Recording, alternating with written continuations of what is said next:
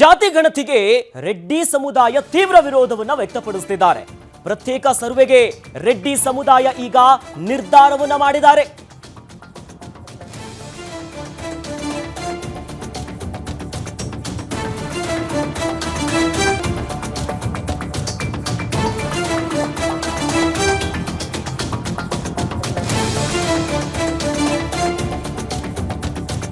ಜಾತಿ ಗಣತಿ ವರದಿಯ ವಿಚಾರವಾಗಿ ರೆಡ್ಡಿ ಸಮುದಾಯ ಈಗ ತೀವ್ರ ವಿರೋಧವನ್ನ ವ್ಯಕ್ತಪಡಿಸುತ್ತಿದ್ದಾರೆ. ಅಂದ್ರೆ ಪ್ರತ್ಯೇಕ ಸರ್ವೆಗೆ ರೆಡ್ಡಿ ಸಮುದಾಯ ನಿರ್ಧಾರವನ್ನ ಮಾಡಿದೆ. ನಮ್ಮಲ್ಲಿ ಬೇರೆ ಬೇರೆ ಸಮುದಾಯಗಳಿದೆ, ಅದಕ್ಕಾಗಿ ನಾವು ಪ್ರೈವೇಟ್ ಸರ್ವೆಯನ್ನ ಮಾಡ್ತೀವಿ ಅಂತ ಹೇಳಲಾಗ್ತಿದೆ. ನಾವು ಮಾಡಿದ ಮೇಲೆ ಸರ್ಕಾರದ ಗಮನಕ್ಕೆ ತರ್ತೀವಿ, ಗಣತಿಯ ಲೋಪದೋಷಗಳನ್ನ ತಿಳಿಸ್ತೀವಿ, ಅದನ್ನ ಸರಿ ಮಾಡ್ಕೊಳ್ತೇವೆ ಅನ್ನೋ ನಿಟ್ಟಿನಲ್ಲಿ ಬೆಂಗಳೂರಿನಲ್ಲಿ ಸಾರಿಗೆ ಸಚಿವ ರಾಮಲಿಂಗಾರೆಡ್ಡಿ ಅವರು ಹೇಳಿಕೆಯನ್ನ ಕೊಟ್ಟಿದ್ದಾರೆ. ಒಂದು ಕಡೆಯಲ್ಲಿ ಒಕ್ಕಲಿಗ ಸಂಘ ಒಂದು ಕಡೆ ಗರಂ ಆಗಿದೆ ಜಾತಿ ಗಣತಿಯ ವಿಚಾರವಾಗಿ, ಮತ್ತೊಂದು ಕಡೆ ಯಾದವ ಸಮುದಾಯ ವಿಚಾರವಾಗಿ MLC ನಾಗರಾಜ್ ಅವರು ಕೂಡ ಈ ಬಗ್ಗೆ ಗರಂ ಆಗಿದ್ದಾರೆ. ಇದರ ನಡುವೆ ರೆಡ್ಡಿ ಸಮುದಾಯ ಕೂಡ ಜಾತಿ ಗಣತಿಯ ಬಗ್ಗೆ ಈಗ ಅಪಧ್ವನಿಯನ್ನ ಎತ್ತಿದೆ. ಅಂದ್ರೆ ಸರಿ ಇಲ್ಲ, ಇದು ನಾವು ಪ್ರೈವೇಟ್ ಆಗಿ ಸರ್ವೆ ಮಾಡ್ತೀವಿ, ಆ ಮೂಲಕವಾಗಿ ಅಂದ್ರೆ ನಮ್ಮಲ್ಲಿ ಬೇರೆ ಬೇರೆ ಸಮುದಾಯಗಳಿದೆ, ಅವೆಲ್ಲವನ್ನ ಸೇರಿಸ್ಕೋಬೇಕು.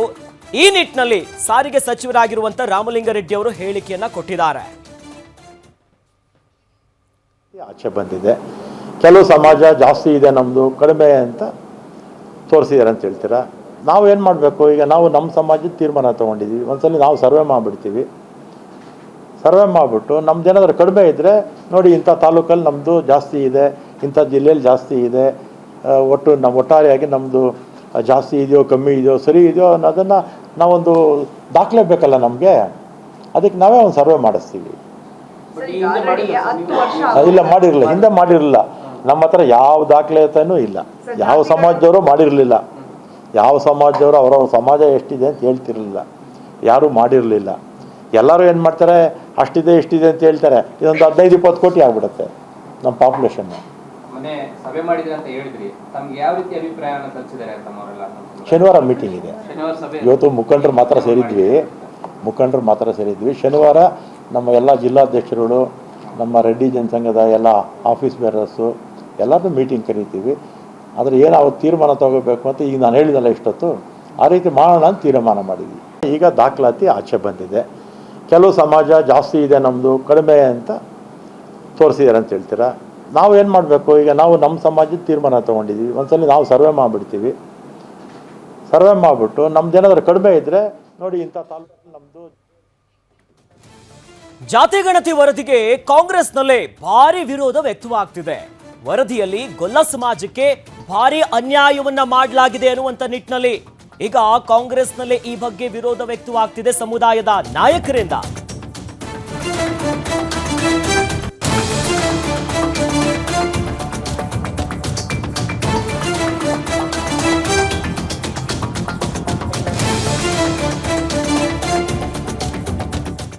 ಜಾತಿ ಗಣತಿಯ ವರದಿಯಲ್ಲಿ ಗೊಲ್ಲ ಸಮುದಾಯವನ್ನ ಕಡಿಮೆ ತೋರಿಸಿದ್ದಾರೆ. ಜಾತಿ ಗಣತಿ ವರದಿಯಲ್ಲಿ ಗೊಲ್ಲರು ಕೇವಲ 10 ಲಕ್ಷ ಅನ್ನೋದಾಗಿದೆ. ವರದಿಯಲ್ಲಿನ ಈ ಅಂಕಿಅಂಶವನ್ನ ಒಪ್ಪೋದಕ್ಕೆ ಸಾಧ್ಯವೇ ಇಲ್ಲ. ಹಾಗಾಗಿ ಗೊಲ್ಲ, ಕಾಡುಗೊಲ್ಲ, ಯಾದವ ಹಾಗೂ ಉಪ ಪಂಗಡವನ್ನ ಸೇರಿಸಬೇಕೆನ್ನುವಂತ ನಿಟ್ಟಿನಲ್ಲಿ ಈಗ ಗರಂ ಆಗಿದ್ದಾರೆ. ಈ ನಿಟ್ಟಿನಲ್ಲಿ ಬಹಳಷ್ಟು ಅಪಸ್ವರಗಳೀಗ ಬರ್ತಾ ಇದೆ.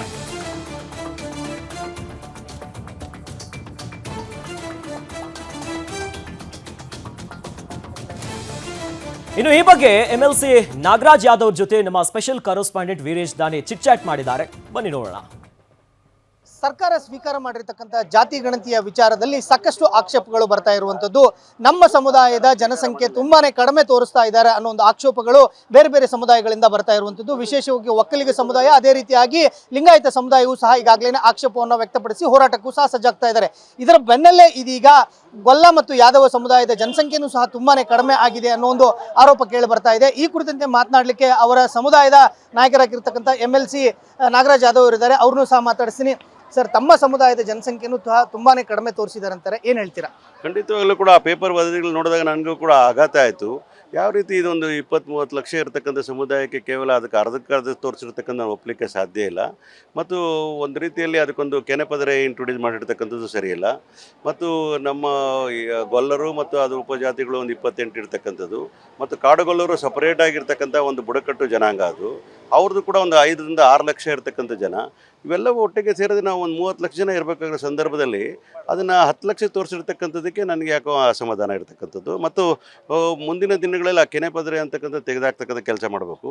ಯಾದವ್ ಅಂತಕ್ಕಂಥದ್ದು ಗೊಲ್ಲರ ಅಂತಕ್ಕಂಥ ಒಂದೇ ಆಗಿರಬೇಕಾದ್ರೆ ಗೊಲ್ಲರನ್ನ 1A ಇಟ್ಟಿದ್ದಾರೆ ಮತ್ತು ಯಾದವ್ರನ್ನ 1B ಇಟ್ಟಿದ್ದಾರೆ. ಆ ಒಂದು ವಿಚಾರದಲ್ಲಿ ಸರಿ ಕಾಣೋದಿಲ್ಲ. ಅದೆಲ್ಲ ಒಂದೇ ಕಡೆ ಇರಬೇಕಾಗ್ತದೆ, 1A ಇರಬೇಕಾಗ್ತದೆ. ಮನೆ ಮಾಡ್ತೀನಿ. ಅಂದ್ರೆ ಈ ವರದಿನ ಒಪ್ಕೋತೀರಾ ಅಂತ? ವರದಿ ಒಪ್ಕೊಳ್ಳೋದಲ್ಲ, ವರದಿ ಏನು ಬಂದಿದೆ ಪತ್ರಿಕೆಗಳು, ನಾನು ಒರಿಜಿನಲ್ ವರದಿ ನೋಡಿಲ್ಲ ಇನ್ನು. ಆದರೂ ಕೂಡ ನಾನು ರಾಜ್ಯದ ಮುಖ್ಯಮಂತ್ರಿಗಳ ಮೇಲೆ ಅಪಾರವಾದ ನಂಬಿಕೆ ಇಟ್ಕೊಂಡಿದ್ದೀನಿ, ಉಪಮುಖ್ಯಮಂತ್ರಿಗಳ ನಂಬಿಕೆ ಇಟ್ಕೊಂಡಿದ್ದೀನಿ.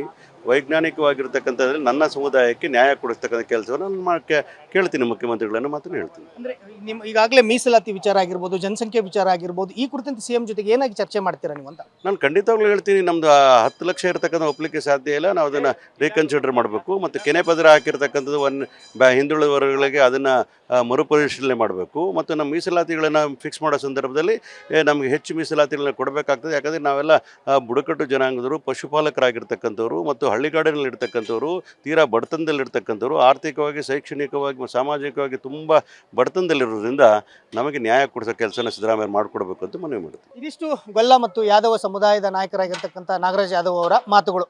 ಕ್ಯಾಮರಾಮನ್ ಅಜಯ್ ಜೊತೆ ವೀರೇಶ್ ದಾನಿ, ಗ್ಯಾರಂಟಿ ನ್ಯೂಸ್, ಬೆಂಗಳೂರು.